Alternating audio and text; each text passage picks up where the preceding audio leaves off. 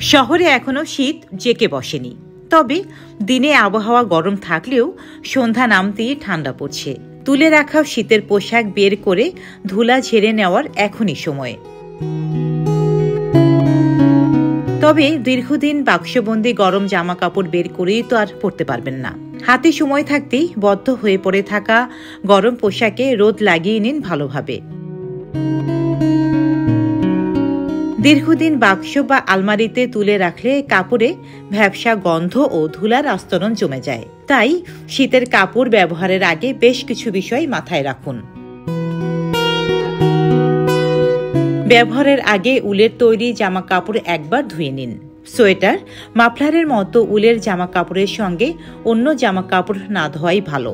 তবে চড়া রোদে এ ধরনের জামা কাপড় শুকাতে দিবেন না, তাহলে রং জ্বলে যেতে পারে।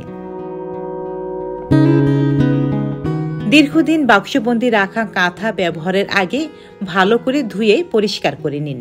কাঁথা কাচার আগে পানিতে ডিটারজেন্ট মিশিয়ে বেশ কিছুক্ষণ রেখে দিন। তারপর কেচে পরিষ্কার করে কড়া রোদে শুকিয়ে নিন।